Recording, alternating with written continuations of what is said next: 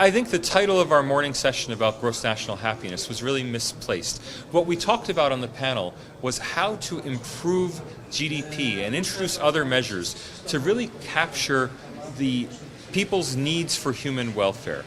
A gross national happiness is impossible to measure and maybe not very meaningful because different things make each of us happy.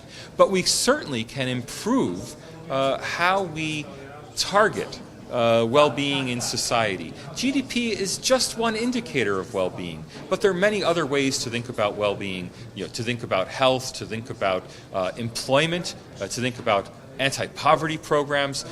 We can always increase well-being in different ways than just increasing GDP growth.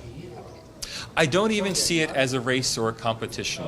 China is very closely integrated into the American world. That's why the title of the new book is American Tiansha. It uses the Chinese concept for the world, a Tiansha, which literally means heaven encompassing, or all under heaven, to think about the American world.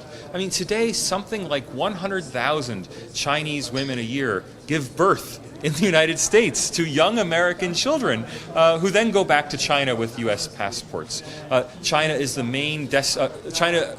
States is the main destination for Chinese foreign investment. It's the main destination for Chinese university students who want to study abroad.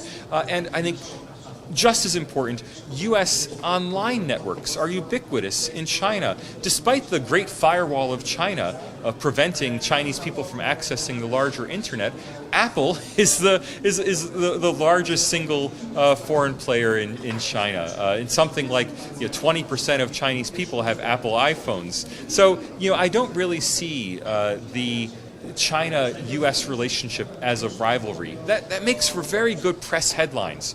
But the reality is there's a very deep integration of China into the American economy, something I've started to call Cala-China, the Pacific economy.